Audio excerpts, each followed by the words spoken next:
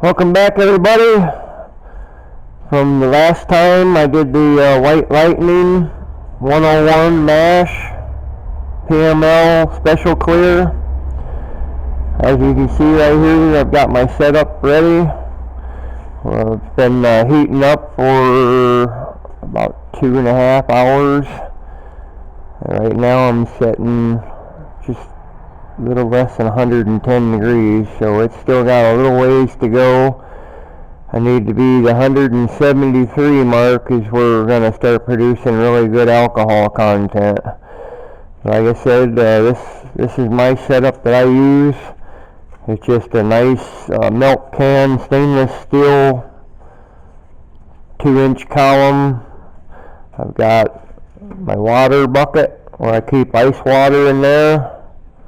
Keep it cold at all times. The water comes in here, flows up through, and then comes back out. As the steam comes down and goes through here, then out drips the moonshine down here. I got this little jar here. This is a 1-ounce jar. What I do is I collect 2 of these before I collect anything good. You always want to get the first couple ounces out of a 5-gallon mash because it's got your poisons and stuff that you don't want to drink. So this bucket here is just set up to collect 2 ounces. Once I get the 2 ounces collected, then I will transfer my proof parrot over underneath the drip. It'll drip in here and it'll slowly fill up. And I got my hydrometer in here. It's got to tell me what my proof is and the alcohol content at all times. So as this process is going throughout the whole day, this proof parrot is a plus to have. You'll know exactly when your starts come out, and then you'll know when you get to the tails, because your temperature on your pot will go up higher, and then you'll start to see your proof on your hydrometer go. I usually let it go until about 110 proof or so, and then I shut it down because after that it starts to get to be really not too good a taste. So anyway, it's still got a little ways to go. We're going to give it a little bit. I need to get the temperature up to the 173 to start producing the alcohol. At 150, 160, the methanol comes off. That's the bad stuff that you do not want that I collect to. So from the time it first starts to drip until the 173 degree mark, I will collect in this little jar. Usually it equals out to be about 2 full little jars that I discard. And after that, once I hit my 173, 174 degrees, I'll slide the proof parrot under and we'll be off to making some good tasting moonshine. So, alright, I'll be back in maybe an hour or so when we get this taken off. Alright, so I'll be back soon. Okay, everybody, welcome back. Right now, as you can see, a really good drip. I'm collecting the methanol right now. I'm up to like 168 degrees. So what I do is I keep an old jar around just to collect the bad stuff that you don't want to drink because it's poison. So we'll check the temperature. Right now I'm 170. 174 is when the good will start to produce. So I will collect the methanol for a little bit longer. I usually try to collect 2 jars. Now you can see it's dripping pretty quick, so it's going to fill that jar up in no time. So once that's full, I need to move all that out of the way and get the proof parrot ready to do the transaction of switching stuff around.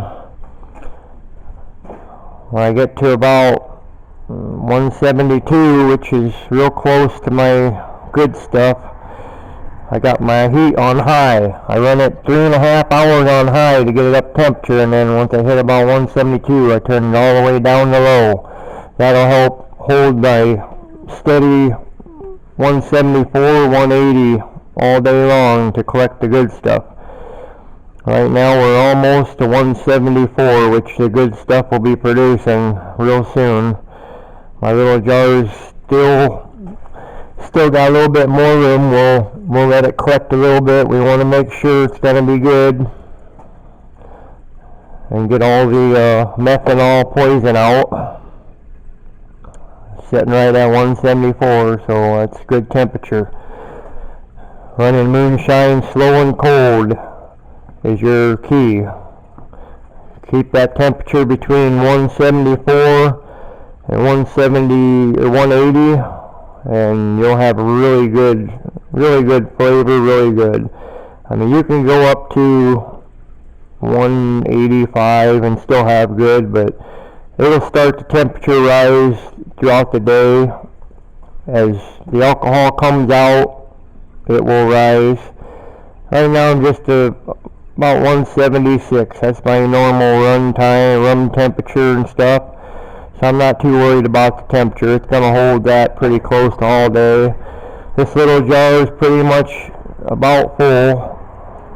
So now what I'll do is I will slide this bucket out of the way, and I'll get my parrot there. That way the drips can collect into the parrot.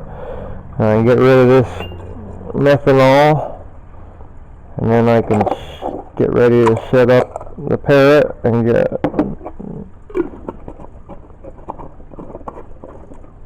that out of the way, get the bucket out of the way. My setup's kind of high, so I had to build some boards. So I just hold this up there, slide my boards around so I can get it where it needs to go.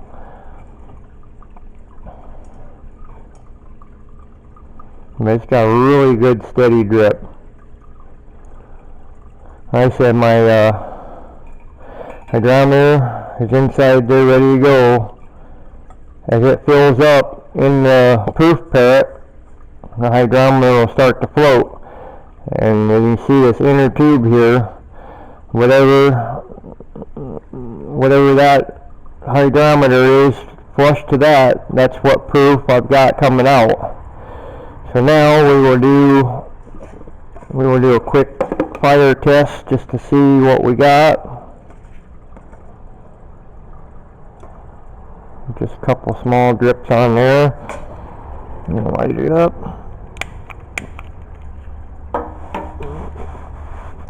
You can see it's burning blue. The reason you got the yellow on the very tip is because of the oxygen in the air. It's got a lot of oxygen, but it was a really nice tall blue flame. So that tells me my proof is really good. And we got really good drip coming out. My cold water's coming on, so the only thing I got left to do now, open up my 1 gallon jug. I put a funnel on it. And what I use is coffee filters. Some people put charcoal or something in there, but no, I'm not doing that to my good quality shine. So I just put a coffee filter in there. And I slide it up underneath here. And like I said, once that proof parrot fills up, it'll start dripping in there. And I got 1 gallon jug to drip all day long. So as soon as my proof parrot gets up and I got a proof reading, I will come back on again and show you guys where I'm at first out. So I will be back in maybe about an hour. So see you soon. Okay, everybody, welcome back. The proof parrot's just about full. Right now we're still holding 176 degrees, which is perfect. 173 is the temperature that the ethanol starts to come out. But we're 176, so we are very good temperature. It's holding good, so let's see what the proof pair is showing for my first out. It's been a little while. And as you can see, we're right at the 160 mark, which is what I usually always get when with this stainless steel 5-gallon milk can steel. So we're setting at 160 proof first out, and that is 80% alcohol. So there you have it, friends. A lot of sugar. Like I said, this batch is 16 pounds of sugar. That's what produces a lot of alcohol. And it went probably close to 4 weeks, that bucket set, and it had absolutely nothing moving. I had hay season came into play, so that's first priority, so I had to get my hay field done. Like I said, I've got my burner on low. The temperature's right. As you can see how high my pot is for my flame. I did a lot of trial and error, and right now I'm about 8 inches from the flame to the top and bottom of my pot, and that's where you get the right temperature. Like I said, slow and cold is the key. You can see it's got really good drips coming out, good high proof alcohol. I mean, this 160, it'll hold probably a half a day if I can keep that temperature the way it is. And then like I said, I've got the collection jar here ready. So it'll, and you can see there it's starting to come out there now. So like I said, all day a proof pair is a plus. Hydrometer, that way you know what proof is. I know what my first out is. I'll know what my last out's gonna be, and I make the call when I shut it down. Like I said, I shut down the good quality stuff about 110 proof. That way the flavor stays in the good stuff, and then I'll collect another jar for an old veteran buddy of mine. He likes to pineapple moonshine, where we get him chunks of pineapple, put it in there, and then dump the anywhere from 110 to 90 proof, dump it in there and stuff. But there you have it, friends. Hope you'd enjoyed. Go back and watch my step 1 and step 2 White Lightning mash. That was the film before this one, and it shows you how I made the mash for this batch of my special PML clear. So yeah, just watch them first. Or well, I mean, it don't matter how you watch them, but if you want to see how the recipe was made that I'm running right now, go back and watch part 1 and part 2. That goes together. And like I said, if you enjoyed my video of my moonshine making, then please subscribe and give me a thumbs up. Share my video with all your moonshine alcohol drinking friends. I've got wine. I got wine coming up this fall. I have my very first IPA beer going to be coming up this fall.